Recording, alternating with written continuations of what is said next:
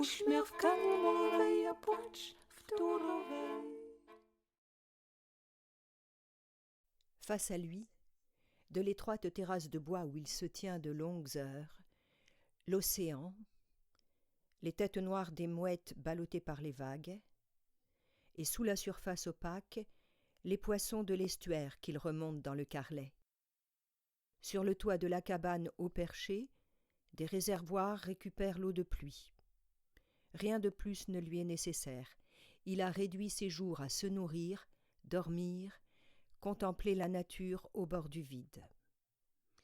Après l'essoufflement de l'été, les vents reprennent de la vigueur et malmènent le pays, augurant du repli des oiseaux dans les terres avant la saison des tempêtes. Novembre. Pas encore les grands bouleversements de l'hiver, mais une extrême variation de lumière sur la masse d'eau, du noir à l'émeraude. Les ourlets argentés des crêtes scintillent, et dans le ciel se font et défont les nuages si rapidement qu'à peine ils laissent trace sur la rétine. Un éclat fugace de soleil dans une déchirure de gris, et tout le corps s'offre, visage levé, en état d'accueillir le plus petit reste d'été, prêt à croire à un peu de chaleur. Il faudra bientôt se mettre à l'abri dans les maisons. Ses chaussures, son casque restent de plus en plus souvent au dépôt. Payé à la journée, on ne sait jamais s'il reviendra le lendemain. Il manœuvre en silence sur les chantiers, participe peu aux conversations décousues du midi et regagne chaque soir sa cabane. Il dit que c'est là seulement que la dure fatigue le quitte, que, lorsqu'il respire la mer, il se débarrasse de la mauvaise poussière qui imprègne les vêtements, la peau et les poumons. Alors qu'il ne supporte plus la répétition des tâches et des horaires, il laisse filer les heures désœuvrées et monotones du soir sans ennui. Dans la paume des mains, les lignes blanchies de plâtre s'effacent, érodé par les outils.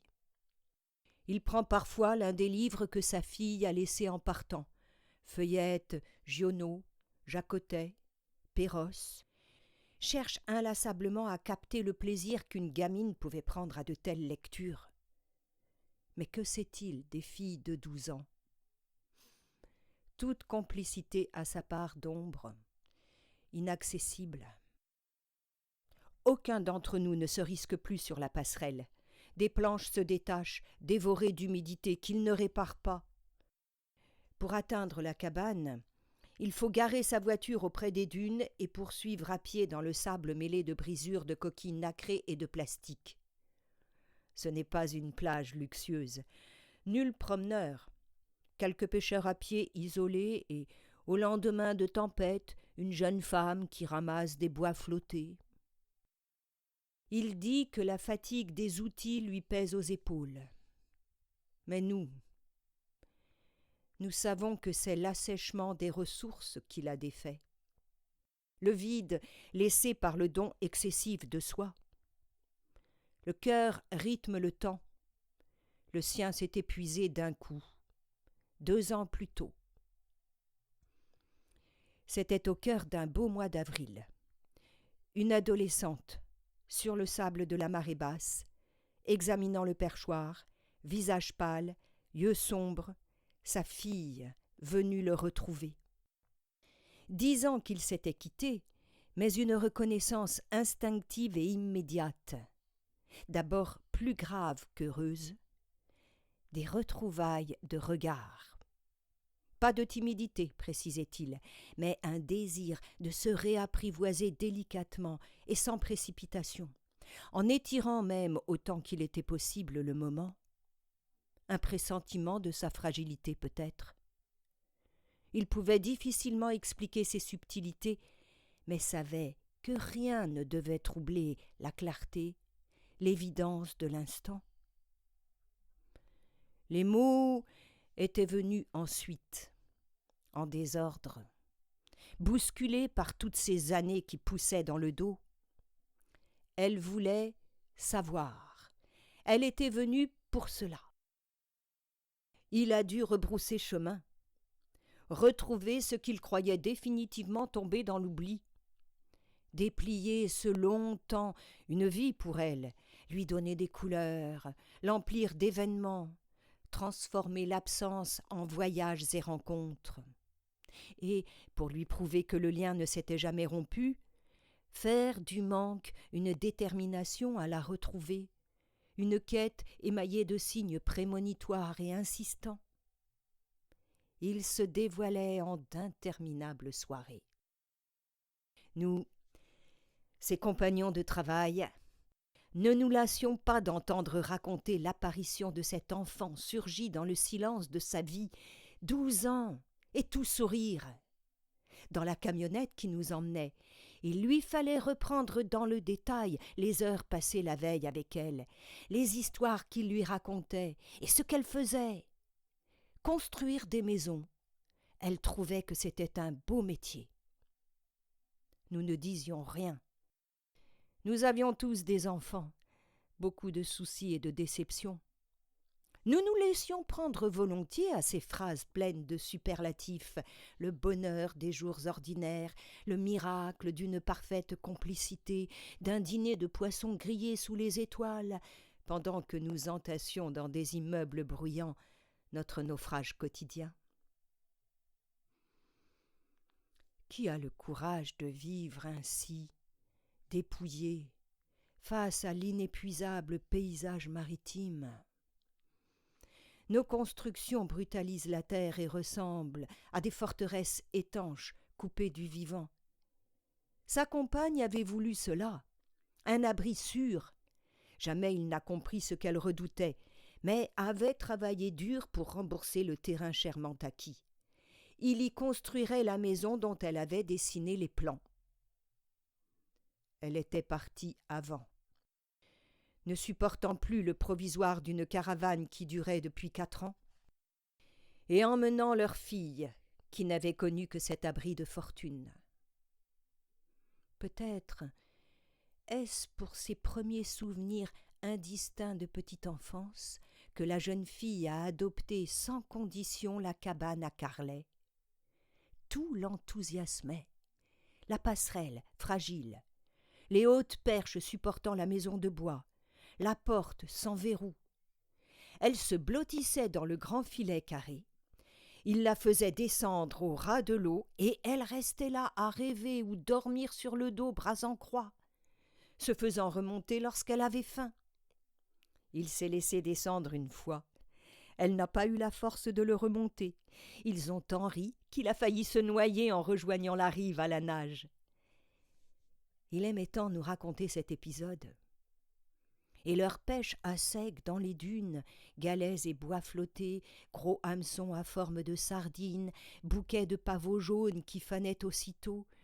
Sur le canson de l'école, elle traçait à l'encre de Chine des lignes très fluides, entremêlées, écritures issues de la mer. Il nous les a apportées un matin et nous en avons punaisé dans la baraque de chantier. Au-delà du jeu, il pensait qu'elle saisissait la beauté de ce mode de vie frugal accordé aux marées et au ciel. Ils allèrent plusieurs fois nager dans la chaleur accumulée d'un printemps exceptionnel. La jeune fille plongeait de la terrasse et partait loin, au large.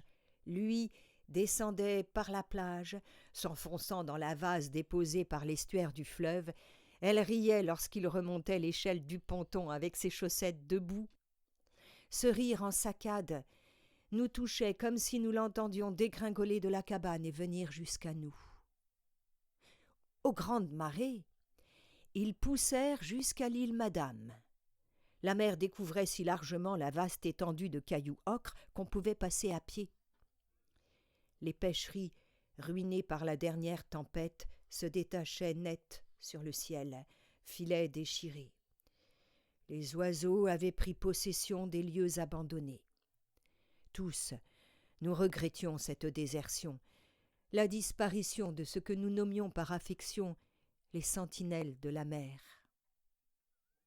Est-ce pour s'arracher à la tristesse suscitée par l'île désolée qu'elle lui a demandé de rapporter du chantier, le lendemain, un grand pot de bleu? Père et fille se sont appliqués à couvrir les planches de cette teinte épaisse et lumineuse. Elle, pleine d'énergie, lui, le dos douloureux, mais tout à la satisfaction du travail accompli ensemble, faisant disparaître leur nid dans cette journée ensoleillée. En fin d'après-midi, enivrés de l'odeur de peinture, fatigués, ils sont descendus sur la grève pour apprécier l'effet. Bleu sur bleu, une impression d'habiter l'invisible. Elle était heureuse, répétait que la maison effaçait le ciel. Nous avons fêté ensemble ce tour de passe-passe sur l'estran, la maisonnette trop petite pour nous contenir, un bon feu réchauffant le soir de printemps. Nous rêvions déjà d'été.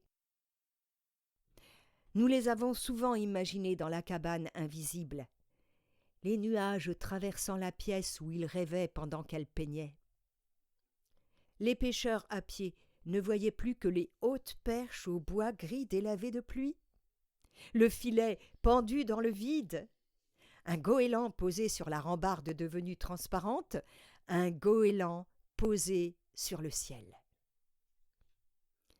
Un songe de bonheur que la tempête du 26 avril a effacé d'un coup, cette date bien ancrée dans les mémoires. Le printemps précoce nous avait mis en confiance. Nous avions déjà laissé tomber les lourds vêtements de chantier. En fin de soirée, le vent est venu cogner durement aux fenêtres. Le temps de fermer les volets et la pluie a dévalé du ciel avec une force insoupçonnée. À l'abri dans nos appartements aux lumières rassurantes, nous avons pensé à la cabane loin de la ville, isolée. La cabane retrouvant brutalement sa vraie nature, celle d'un nid dérisoire et précaire. Pour un peu, on aurait guetté ses craquements dans les rafales venues de la mer. Nous songions à la petite, sa peur que nous croyions sentir accentuant notre inquiétude, la nuit paraissant plus noire et la cabane plus fragile d'avoir été peinte en bleu. Au matin, dans le silence revenu, nous sommes allés jusqu'à la plage avant de gagner le chantier. Sur l'océan, une lumière violacée de crépuscule. La cabane saisie de nuages noirs, immobile.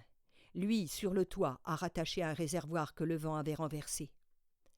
Nos lourdes chaussures de travail écrasaient les coquilles couvrant le sable. Le bruit ajoutait à notre gêne. La mer était basse. Chaque gorgée d'air s'imprégnait d'un mélange de boue, d'algues, de sel. Remontant des fonds brassés par l'orage, les odeurs s'exacerbaient. Sur le ciel assombri, le bleu de la cabane paraissait froid comme du givre. Il est descendu sur la plage, nous a expliqué, sans émotion, déjà résigné. Sa fille, partie. La grâce, envolée. Le nid, vide. Cette nuit, la petite terrorisée. Lui, impuissant à la rassurer, le souhaitait-il même. L'illusion que l'écrasement entre océans gonflés et ciel bas les rapprochait l'un de l'autre, celle que la tempête pouvait en une vague les réunir pour toujours. Inacceptable pour elle cette volonté de se soumettre aux forces de la nature, pire, cette défaite consentie. Ceci informulé mais bien lisible sur le masque de colère qui lui figeait le visage, et ses yeux exprimant ce qu'il n'a pas su comprendre, la rupture définitive. Il a levé les yeux vers la cabane, dit qu'il avait encore du travail à faire, murmuré qu'elle l'a quitté avant l'aube. Une bruine qu'on croirait née de la mer vient souvent ces soirs d'automne. Une brume épaisse qui peu à peu éteint toutes les couleurs, aplatit le paysage. Un gris vert qui piège le regard quand il faudrait quitter le banc et se mettre à l'abri avant que le froid ne prenne aux os. C'est pour elle qu'il a appris à saisir les infinies nuances allant de la mer au ciel, à observer les coutumes des oiseaux qui nichent dans la roche. Elle avait le goût de la précision et insistait jusqu'à obtenir une réponse qui la satisfaisait. À quoi bon nommer tout cela désormais ? Nous l'écoutons encore décrire les vols de novembre vers des terres plus clémentes. Et c'est d'elle dont nous entendons parler pendant que la pluie bat sur la tôle de la baraque de chantier.